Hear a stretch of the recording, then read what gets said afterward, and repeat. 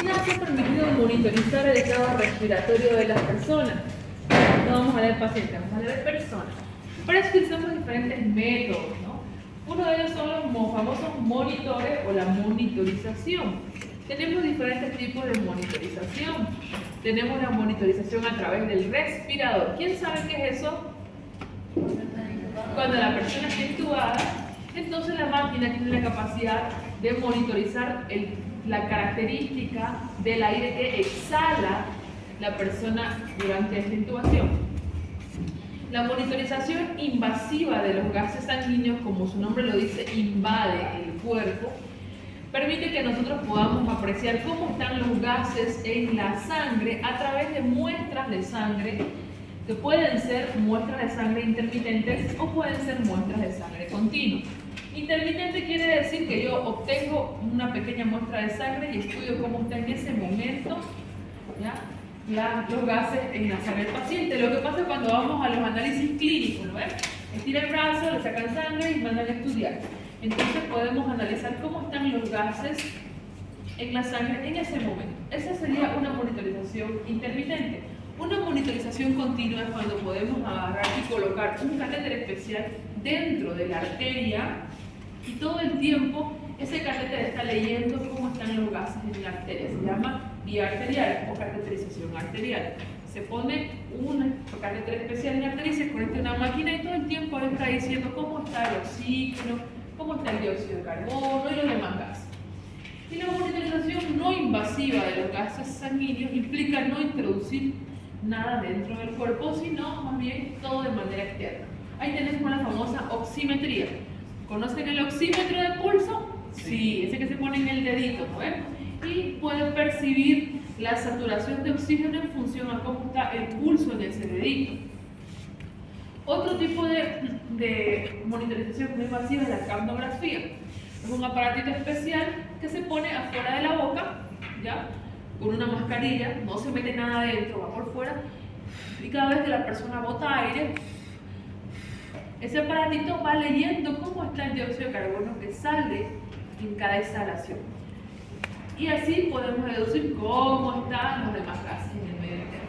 Y por último, la monitorización transcutánea. Al igual que la capnografía, oximetría de pulso, en el oxímetro de pulso te ponen un sensor en el dedito. En la monitorización transcutánea, ese sensor que está dentro del aparatito se saca de otra manera y se lo pueden pegar, digamos, en el cachete. Ese sensor, y también miden cómo está a través de la piel, ¿ya? Entonces vemos estas mismas cosas que acabamos de mencionar, los tipos de monitorización. Ahí vemos la monitorización a través del respirador, miren la persona intubada. La monitorización invasiva, tomando muestras de sangre. En el borde superior derecho podemos ver cómo le están sacando sangre a una persona. La sangre puede ser arterial o puede ser venosa. Normalmente cuando ustedes hacen análisis clínicos tomamos muestra de sangre venosa. Solamente en algunas situaciones se precisa la sangre arterial, como por ejemplo en estas situaciones, apreciar los gases en sangre arterial, ¿ya? Para eso sacamos sangre arterial. Después no se saca todos los días de la arteria. Ahí vemos a la imagen izquierda. Esa imagen es la colocación de un catéter, miren, dentro de una arteria, una vía arterial. Aquí lo han metido, hacen una herida especial, lo cubren bien y esto viene a un monitor y está mostrándome todo el tiempo cómo están los gases en esa sangre arterial. La mayoría de las veces usamos la arteria radial para este tipo de cosas. Y ahí tenemos el oxímetro de pulso, que es una monitorización no invasiva. El capnógrafo, que vemos aquí el aparatito que va a medir cómo están los gases en el aire que se exhala y se conectan a un sensor especial. Y por último, esta es la monitorización transcutánea, donde vemos el mismo sensor del oxímetro de pulso, pero que tiene tanta sensibilidad como para ponerlo a través de la piel, así no haya un pulso como el del dedito, ¿ya?, a cualquier lugar, como vemos aquí en la mejilla, ¿ya? El estudio de sacarle una muestra de sangre de la arteria, mandar a estudiar los gases, se denomina gasometría. Ese va a ser el tema central el día de hoy, la gasometría. ¿Qué es la gasometría? es una prueba de gases en sangre o un análisis de los gases en la sangre. ¿Qué va a pasar? Se va a analizar la sangre para medir las presiones de los gases, el pH sanguíneo, el nivel y el exceso de bases de bicarbonato. ¿Quién me puede decir qué es el pH? Levante la mano, por favor. ¿Quién? ¿Nadie? Es la presión Cerca. Montero. Bien. Muy bien. Las presiones parciales de los gases en la sangre se pueden usar como indicadores de cómo está yendo la ventilación, cómo está yendo la respiración y cómo está yendo el oxígeno en el cuerpo. ¿Ya? Entonces, ¿para qué me sirve estudiar los gases en sangre? Para saber cómo está funcionando el sistema respiratorio, cómo está funcionando la ventilación y la oxigenación en el cuerpo. ¿Listo? Y como en el cuerpo vimos que hay hemostasis, todos los sistemas trabajan de manera íntegra y conjunta, muchas veces estudiar un sistema nos puede ayudar para ver cómo está el resto del cuerpo. Entonces, el análisis de esta muerte arterial y venosa emparejadas pueden dar una idea de la causa del problema, por ejemplo, en una acidosis, en una alcalosis. Y vamos a ver qué patologías encontramos. ¿Cuáles son los parámetros que tiene una gasometría? Una gasometría tiene todos estos parámetros. El pH, que se denomina potencial de hidrogeniones, la presión arterial parcial de oxígeno, la presión arterial parcial de dióxido de carbono, el bicarbonato, la saturación arterial de oxígeno y el exceso de bases. Cada uno de estos parámetros tiene cifras que indican un parámetro de normalidad de menor a mayor, ¿cierto? Como todo en medicina, el parámetro. Y ustedes tienen que memorizar estos parámetros. El pH o potencial de hidrogeniones tiene un valor que oscila entre 7.35 y 7.45. Estamos hablando del pH sanguíneo. ¿Quién conoce el pH de alguna otra sustancia? El de la orina. El de la orina, ¿cómo es? Más Ácido, muy bien. ¿Otro pH? El agua. ¿El agua cómo es? Ligeramente alcalino, casi neutro, ¿no ves? ¿Ustedes alguna vez han chupado un limón? Sí. ¿Cómo es el limón? Ácido, tiene un pH ácido. Entonces las diferentes sustancias pueden variar el pH. Ese es un punto de comparación para poder evaluar cómo es una sustancia. La presión arterial de oxígeno, presión arterial parcial de oxígeno. Si llegaron tarde, por favor, en silencio, gracias. Tiene un valor normal que oscila entre 80 y 100 milímetros de mercurio. Metamos a la cabeza que todas las presiones se miden en milímetros de mercurio. Entonces, de 80 a 100 milímetros de mercurio de la presión arterial parcial de oxígeno. La presión arterial parcial de dióxido de carbono oscila entre 37 y 43 milímetros de mercurio. Algunos libros dicen 36 a 42 y está correcto también. ¿Ya? El bicarbonato de 22 a 26 miliequivalentes. ¿Qué es el bicarbonato? Que tiene dos unidades de. Es un compuesto ¿de qué tipo? De carbono y carbonato. Siempre aprenden a hacer la definición cuando ven qué es, no cómo está compuesto. Vamos a ver a qué es. Entonces, el valor normal de 22 a 26 miliequivalentes. Vean que las unidades son distintas a las presiones. ¿Ven? Estas son milímetros de mercurio, estas son miliequivalentes. Algunos autores dicen 24 a 28, igual está bien. ¿Y ese pollo?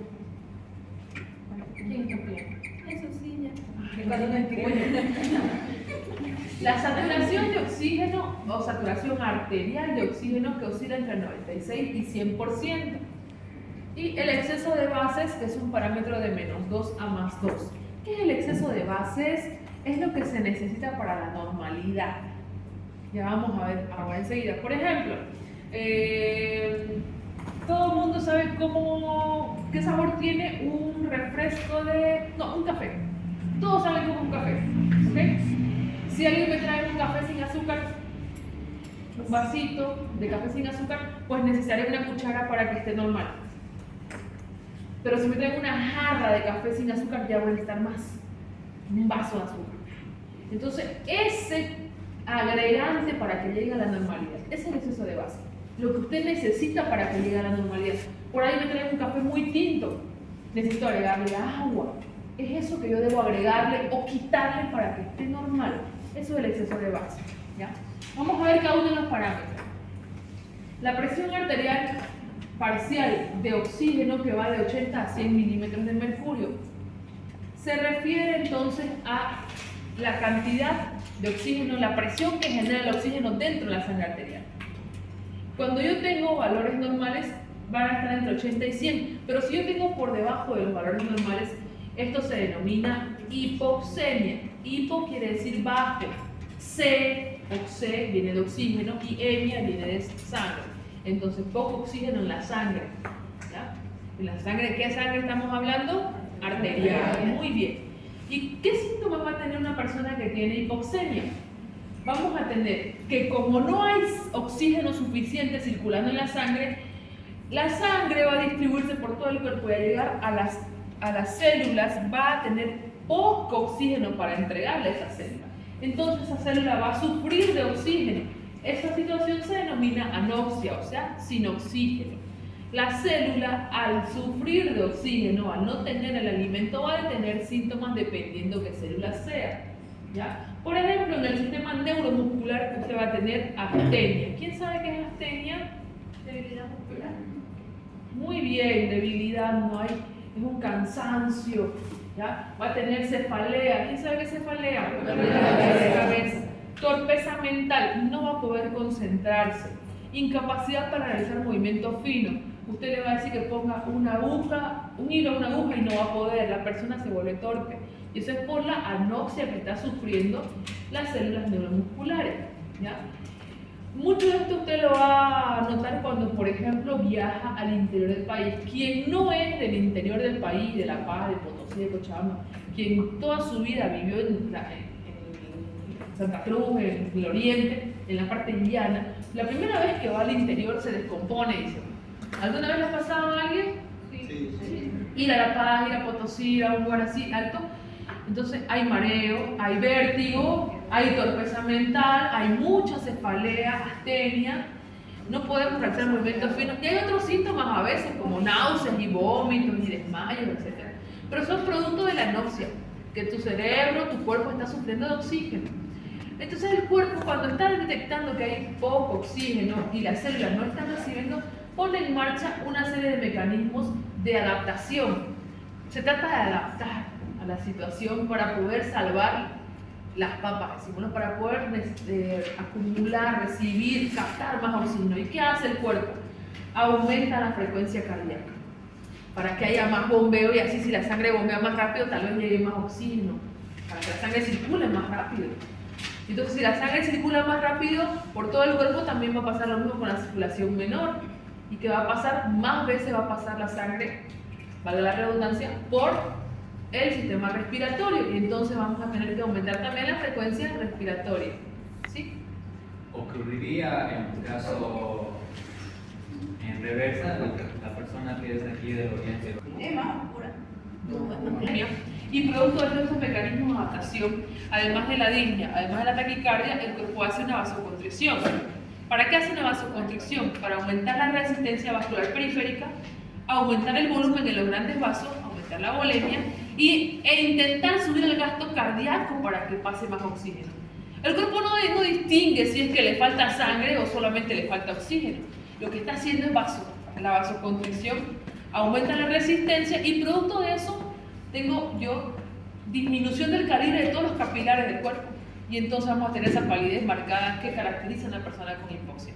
Y si usted va al interior, por primera vez a esos lugares altos que le digo, va a ver que ni bien llega se pone pálido.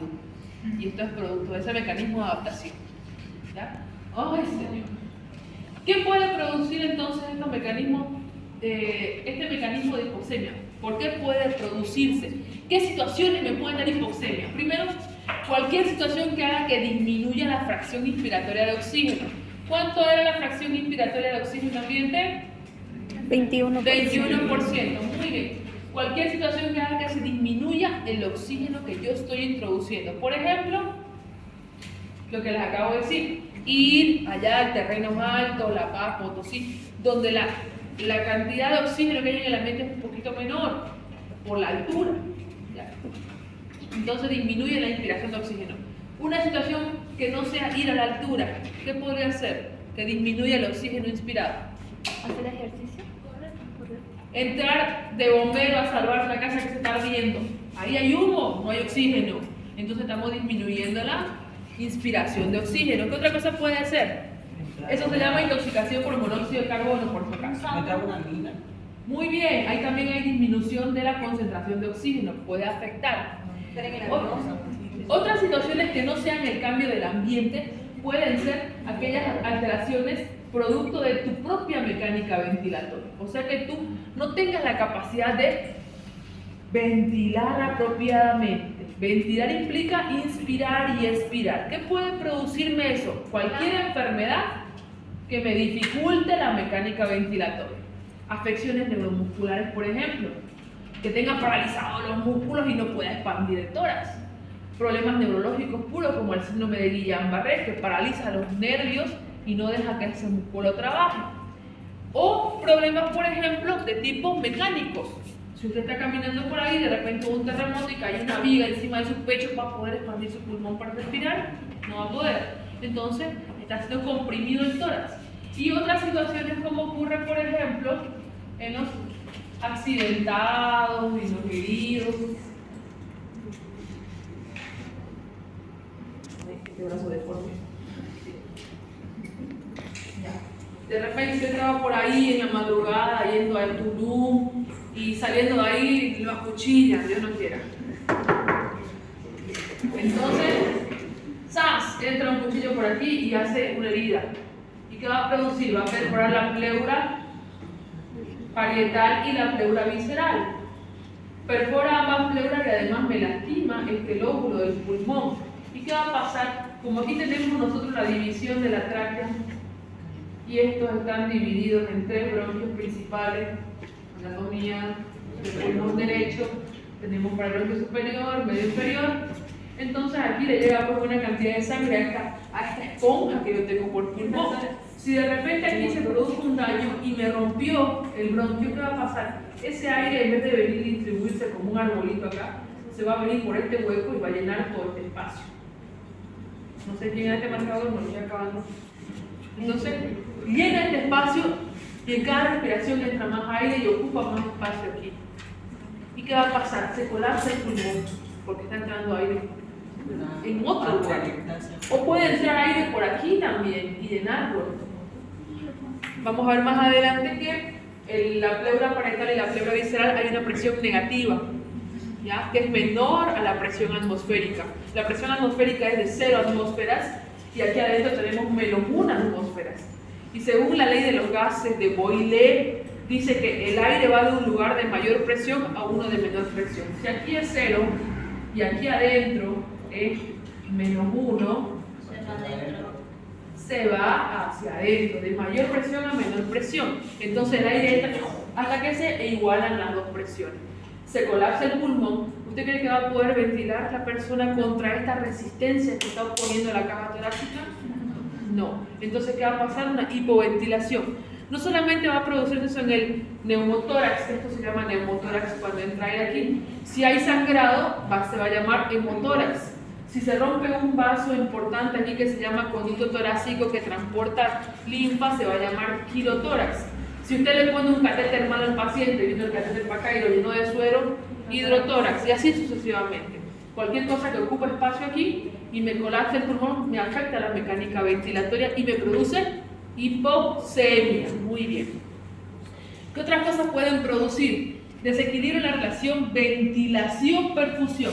Primero hablábamos de la ventilación, que es hipoventilación. Ahora, si le entra buena sangre, si le entra buen aire, pero no hay intercambio gaseoso, tampoco vamos a tener llegada de oxígeno a la sangre arterial. ¿Cuándo ocurre eso? Cuando tenemos un daño del parénquima. Digamos que tengo aquí una zona que sufrió de tuberculosis y se cicatrizó. En esa zona no va a haber intercambio gaseoso. Sufrió de COVID, neumonía, extirpación, cualquier causa que haya producido que aquí la relación ventilación-perfusión se interrumpa, que llegue buena sangre y que esa sangre haya el intercambio gaseoso con el aire que está ingresando. Si no hay ese intercambio y no se oxigena la sangre, lo mismo que nada. Tenemos también hipoxemia, que puede producir esas situaciones en edema agudo de pulmón también. ¿Quién sabe qué es el edema agudo de pulmón? Al final de la bifurcación de los bronquios yo voy a tener unas ramitas terminales que van a conectar con los alveolos. Los alveolos tienen una capa de células, y perdón que vaya rápido porque es largo el tema. Esa capita de células tiene la cualidad de que por aquí tiene como poros para que el oxígeno entre a la sangre, ¿no es cierto? Y también para que por aquí salga el dióxido de carbono. Entonces, cualquier cosa que me produzca una inflamación en el cuerpo va a producir aumento de la permeabilidad capilar, ¿se acuerdan? Cualquier inflamación sistémica produce liberación de mediadores de la inflamación y ahí aumenta la permeabilidad en todas partes, porque están circulando por todos lados. No distingue dónde hay una infección y dónde no, solamente circulan y circulan los mediadores. Si aumenta la permeabilidad capilar, ¿qué pasa? Este capilar, en vez de ser así, después hace su intercambio de planta vía. Se hace más grande y estos poros se hacen más grandes y fuga más líquido. ¿Y qué puede pasar aquí?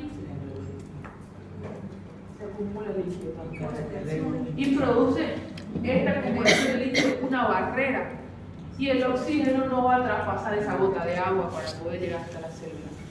Lo mismo pasa cuando nos ponen mucho suero o cuando sufrimos a lo que se llama shock anafiláctico. Además de hacer espasmo y cerrarse, se llena de agua y se muere la gente por eso, porque no se produce buena oxigenación. Aunque le metas oxígeno con presión, no va a haber intercambio porque aquí hay líquido. Eso también produce el edema agudo de pulmón. También hay una alteración del equilibrio de la ventilación-perfusión y la difusión alveolo-capilar. ¿Se entiende esta parte? Muy bien, todo eso me produce hipoxemia. Ahí tengo unos dibujitos de las cosas que pueden producir hipoxemia: vasoconstricción, alteración aquí de los alveolos, alturas, enfermedades intersticiales. Todas esas cosas me pueden producir hipoxemia. Y conforme va bajando la saturación de oxígeno, pues yo tengo que subir el requerimiento para que mantengamos valores normales en las personas, ¿no es cierto?, en el paciente. Y ya, si usted tiene una presión arterial parcial de oxígeno menor a 60 milímetros de mercurio, se denomina insuficiencia respiratoria. Pregunta: ¿cuál es el indicativo de insuficiencia respiratoria? Una presión parcial arterial de oxígeno menor a 60, que de hecho es indicativo para intubar a una persona. ¿Ya? Está en insuficiencia respiratoria, hay que intubarlo porque se va a cansar de respirar, se va a hacer paro respiratorio, van a paralizar los músculos y los nervios. De oxígeno. Ahora vamos a ver la presión arterial parcial de dióxido de carbono. Dijimos que oscila entre 37 y 43 milímetros de mercurio, algunos libros 36 a 42. ¿Qué es la presión arterial parcial de dióxido de carbono? Es la cantidad de dióxido de carbono en la sangre arterial. Y esto me sirve para valorar el estado de ventilación pulmonar, ¿ya? Y además va a participar en la regulación del pH, en la regulación producto de ¿qué? De un sistema tampón. ¿Quién sabe qué son los sistemas de tampón? Bioquímica. Quiere decir, por ejemplo, cuando la mamá le está dando huascas, ahí llega el papá y no le pegues, lo defiende, ¿no ves? Lo salva. Algunos encima le dan también, pero es un sistema de compensación. Entonces, el dióxido de carbono en el cuerpo sirve para compensar algunas cosas. No es todo malo, no piensen que el dióxido de carbono es malo, pero sin embargo hay situaciones en las que lo necesitamos para llegar a un equilibrio, ¿ya? Para eso me sirve. Entonces, si yo sé cómo está el dióxido de carbono, puedo saber si el sistema de compensación está yendo bien y si la oxigenación está yendo bien. Realmente sirve para eso, para evaluar esta hematosis, porque no me va a dar oxígeno si es que yo no entrego el dióxido de carbono. Por lo tanto, usted tiene niveles de dióxido de carbono altos, quiere decir que el oxígeno no ha ido a intercambiar. o se está produciendo demasiado dióxido de carbono. ¿Ya? Y tenemos dos situaciones, entonces, el exceso y el déficit, porque ven que el parámetro es de 33. Si tenemos menos de eso, se denomina hipocapnia. Y si tenemos por encima de eso, se denomina hipercapnia. Muy bien. Dijimos entonces que la disminución de oxígeno era hipoxemia, ¿correcto? Muy bien. Si yo voy a intercambiar oxígeno por dióxido de carbono, voy a intercambiar oxígeno por dióxido. Si tengo alteración de esta, también voy a tener alteración de este otro. Por lo tanto, cuando usted tenga oxígeno bajo, el dióxido de carbono, por lógica, va a estar alto, porque no ha podido intercambiarse. Entonces, ¿qué causas me pueden dar hipercapnia? Razones.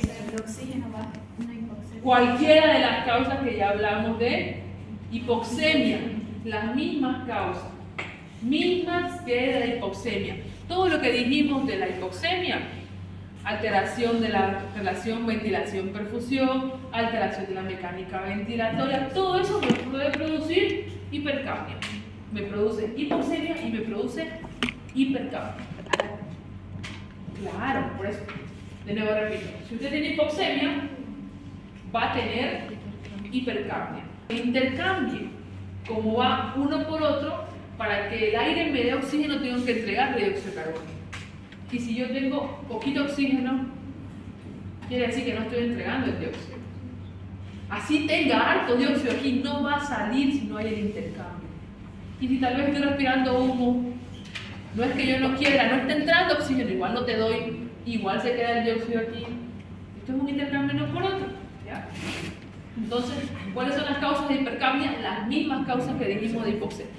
¿Y cómo vamos a ver la hipercapnia?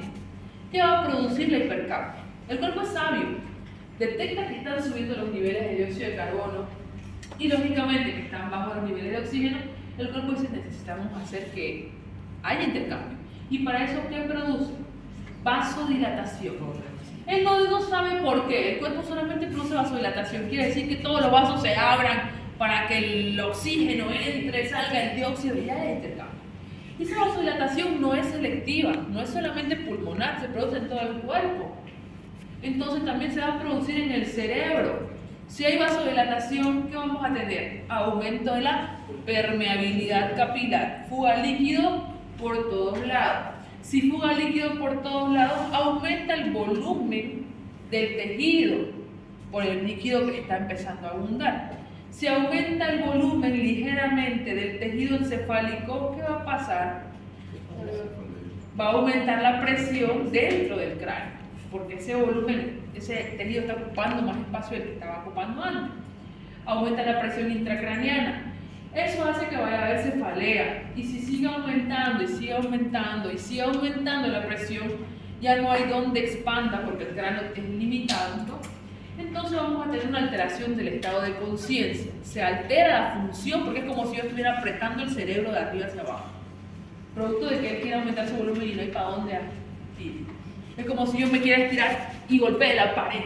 Me estoy lastimando yo. Eso pasa con el cerebro cuando aumenta mucho la presión intracraniana. Eso se llama PIC. ¿Ya? ¿Qué más va a haber? Producto de esa vasodilatación vamos a tener sudoración. ¿Y la persona con hipoxemia cómo va a estar entonces? La persona con hipoxemia o hipercapnia, ¿cómo la van a ver? Pálido, sudoroso, taquicárdico, disneico, con dolor de cabeza y en cualquier rato ¡pum!, altera el estado de conciencia y se desmaya. Ya saben hacer diagnóstico de hipoxemia. Vamos para el otro extremo. Hipocapnia, que esté muy bajo el dióxido de carbono. ¿Qué causas pueden hacer que el dióxido de carbono baje demasiado? Que yo tenga demasiado intercambio, que deseche mucho dióxido de carbono, se pierda mucho y en su lugar tenga grandes cantidades de oxígeno. ¿Cuándo ocurre eso? Cuando producimos hiperventilación. ¿Qué es la hiperventilación? Estás ahí y empiezas sin motivo. Muy común, las parejitas que se pelean, ¿no? Empiezan las chicas, se desmayan. ¿Y es por qué? Porque hiperventilaron. No siempre pasa solo en las parejitas, lo van a ver muy común en los velorios. Cuando están llorando a su difunto, la gente se altera tanto que empieza a hiperventilar y sufre de hipocapnia. ¿Y qué va a pasar? Hay alteración también del estado general, van a sentir que se le adormecen los dedos, como si se le acalambraran, y ya hace esto la persona, y se tuercen así, y se hacen los que se desmayan, porque quieren hacer el show completo a eso.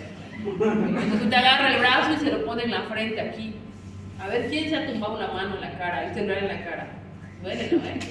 Entonces ustedes le ponen la mano aquí y la sueltan y la persona la cae a un lado. No es onzo para lastimarse, ¿no?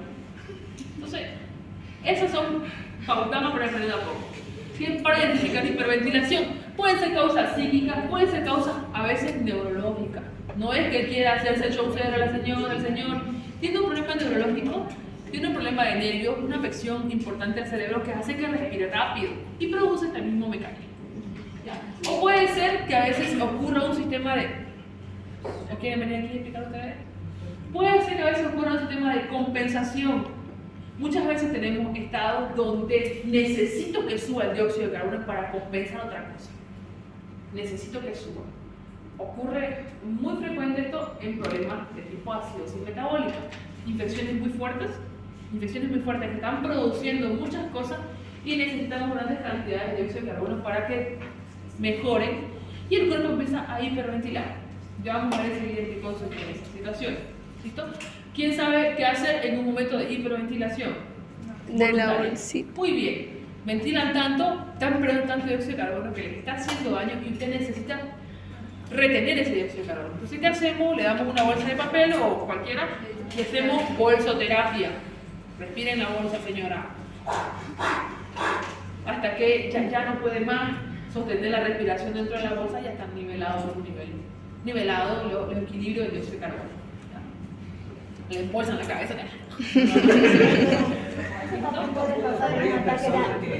Eso es lo que ocurre en el ataque de ansiedad. Eso es hiperventilación. Eso pasa. El bicarbonato, que tiene un valor normal de 22 a 26 miliequivalentes, es un parámetro que va a definir las alteraciones del pH de origen metabólico. Ahorita no le entienden a esto, pero lo van a entender más adelante. El bicarbonato, repitan, bicarbonato metabólico. Bicarbonato metabólico. Otra vez, bicarbonato metabólico. Por el contrario, el dióxido de carbono es un parámetro respiratorio.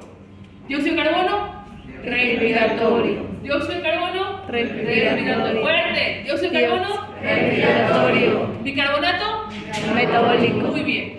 Aprende eso, ya aprendió la mitad de todo el tema. Nada más en 4 palabras. Entonces, el bicarbonato es un parámetro que va a definir si el pH, si su alteración es de origen metabólico. Eso es lo que nos va a decir. O sea, es el señor que hace la prueba de paternidad, ¿ya? Que define si es suyo o no es suyo la alteración del pH que se ha producido ahí. Entonces tenemos el bicarbonato, que es un sistema tampón, como lo mencionaba hace un ratito. Ese sistema tampón ayuda a compensar situaciones en el cuerpo. Es el principal tampón del cuerpo, el que ayuda a amortiguar cuando hay alguna alteración. Cuando usted tenga el bicarbonato con valores elevados, puede ser que tenga una serie de causas. Vamos por acá. El bicarbonato, además de ser un componente metabólico, es alcalino. Es alcalino. Vamos a ver ahorita cuál es la diferencia entre alcalino y ácido. Entonces, si el bicarbonato es alcalino, si yo lo tengo el bicarbonato alto, puede ser que lo tenga alto porque me están dando mucho alcalino. Me están sobreagregando mucho. ¿Cómo ocurre a gente que le ponen demasiado bicarbonato en el cuerpo? El bicarbonato se puede administrar por vía venosa, no el bolo de coca. Vamos a hablar de la sangre ahora. ¿Ya? Entonces, ¿por qué se puede subir el bicarbonato? Porque yo tenga un exceso de aporte. Eso puede ser una causa de que sube. ¿Qué es lo contrario del alcalino? El ácido. Entonces, si yo tengo una elevación del bicarbonato porque hay un exceso de aporte, también puedo tener una elevación del bicarbonato porque haya una pérdida masiva de ácidos. Ahí también puede subir el bicarbonato, porque este da un equilibrio, dijimos. Entonces, si tengo pérdida de muchos ácidos, también el bicarbonato puede estar alto. ¿Cuándo pierdo ácidos? Cuando vomito.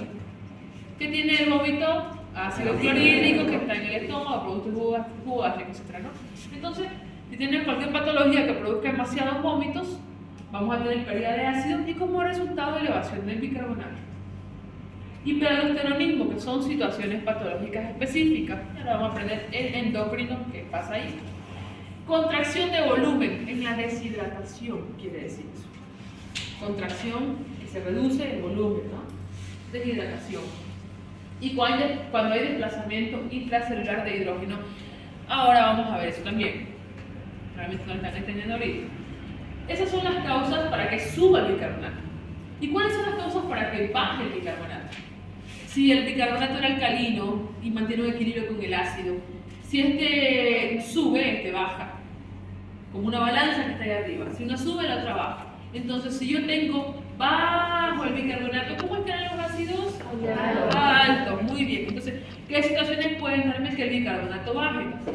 Exceso o acumulación de ácidos. Ya sea que el ácido lo esté produciendo el cuerpo o el ácido yo me lo esté introduciendo. Cuando son ácidos que está produciendo mi cuerpo se llaman ácidos endógenos. Producto de enfermedades como cetoacidosis diabética o insuficiencia renal. Es una enfermedad en la que mi cuerpo está produciendo ácidos. O que yo tenga exceso de ácidos pero que vengan de afuera. Esos son ácidos exógenos. Demasiado aporte, como ocurre en intoxicaciones con salicilato. Eso es un ácido que entre mucho ácido y suban los ácidos y baja el alcalino, que es el bicarbonato. Ahora, otras situaciones que pueden producirme que el bicarbonato esté muy bajo. Así como yo puedo ganar y perder ácidos, puedo ganar y perder bases también, o sustancias alcalinas en el cuerpo. ¿Cómo ocurre con las diarreas? ¿Ya? Esas diarreas pueden ayudarme a perder álcalis, y al perder álcalis también va a bajar mi bicarbonato, que es álcali, desde luego. ¿Ya? Y en algunas afecciones renales como la acidosis tubular. Vamos a ver ahora eso. ¿Cuáles son los síntomas cuando sube el bicarbonato demasiado? Usted va a tener parestesia y tetania. ¿Quién sabe qué es una parestesia?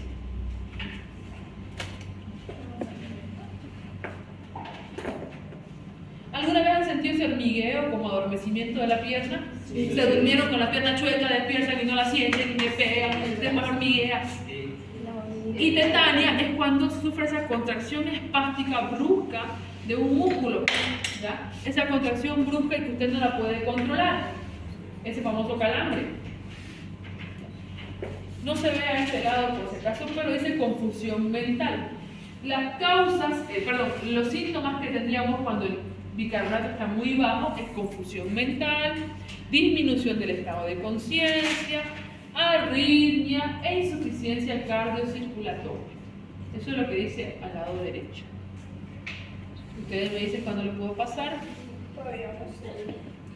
De oxígeno. La saturación de oxígeno arterial normal debería ser de 90 a 100%, no hay nada más arriba de 100 por si acaso. Quiere decir que es la cantidad. ¿A qué se refiere con saturación de oxígeno? Al porcentaje de hemoglobina que se encuentra saturada o cargada de oxígeno. O sea, si usted tiene 100 moléculas de hemoglobina que están las 100 cargadas, por eso no pasa de 100%. ¿Ya? Fíjense que todas mis moléculas de hemoglobina están cargadas con su mochilita de oxígeno. A eso se refiere.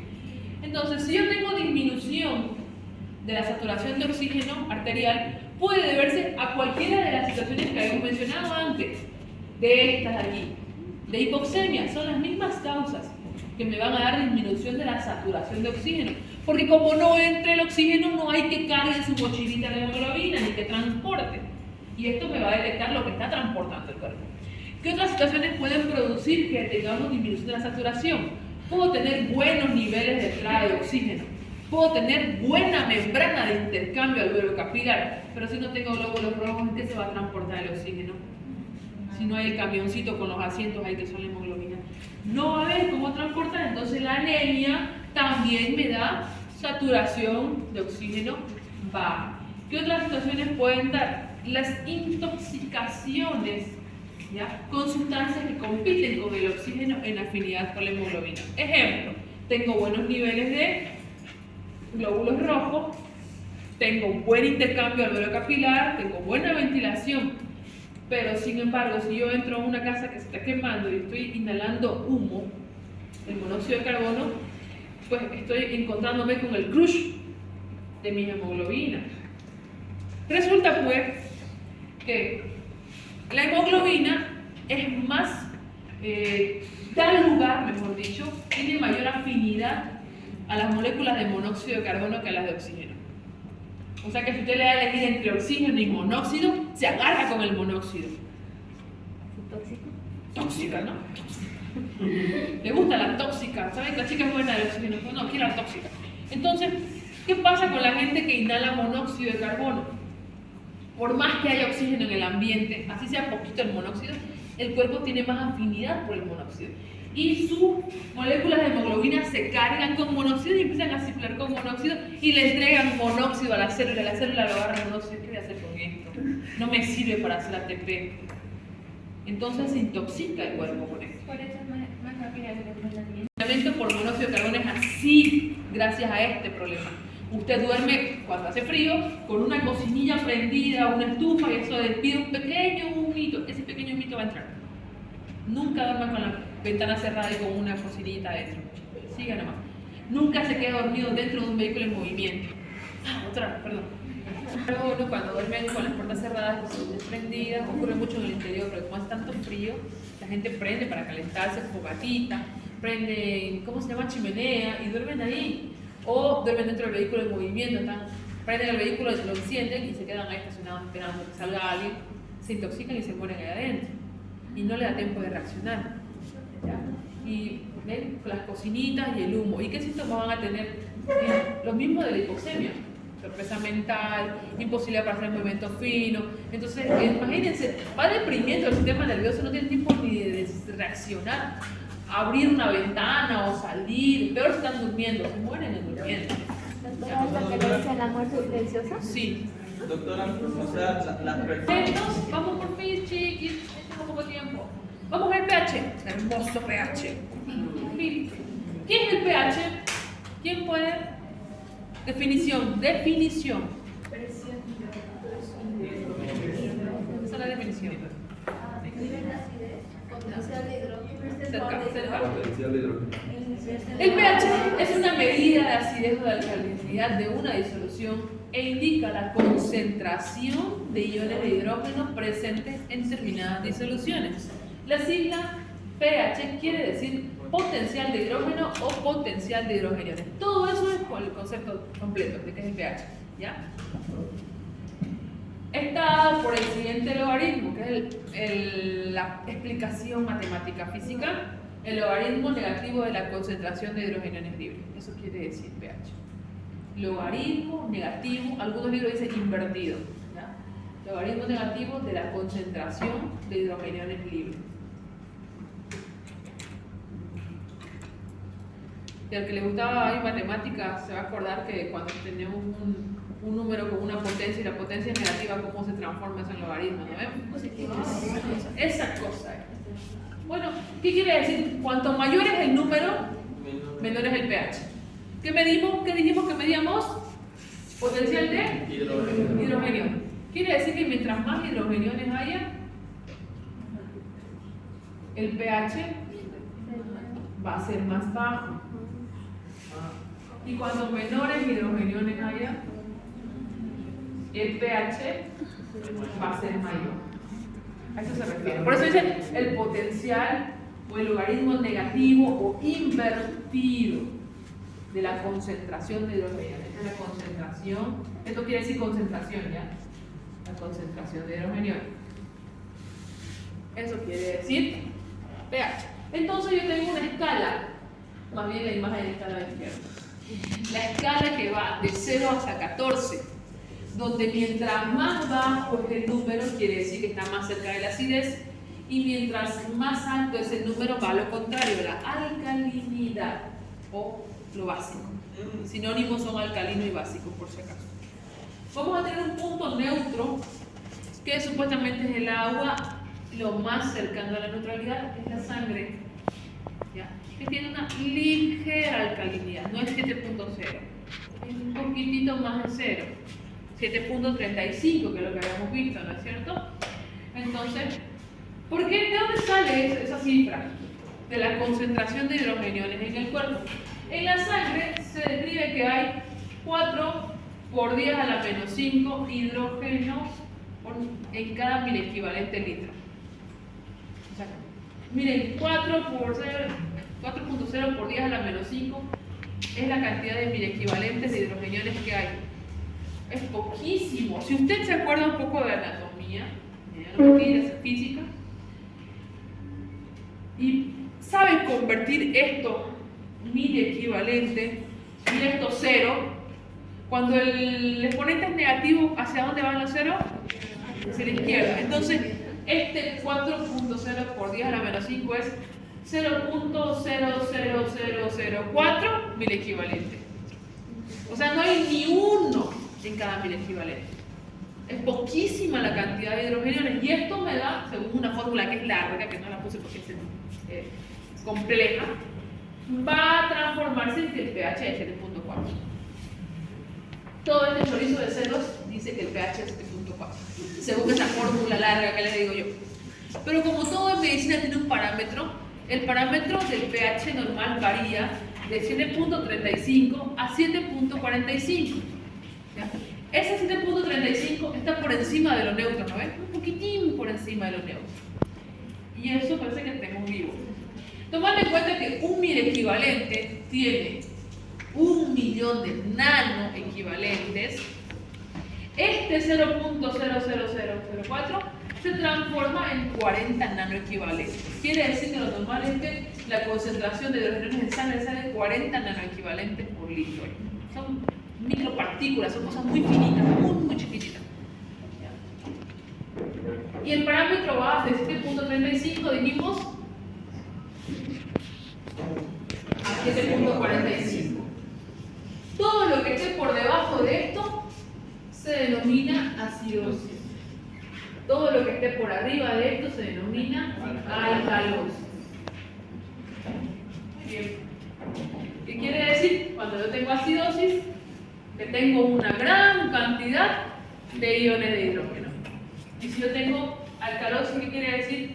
Que tengo una poca cantidad o poca concentración de iones de hidrógeno. ¿Por qué era? El logaritmo invertido de la concentración de hidrógeno. ¿Alguien no entiende esta parte?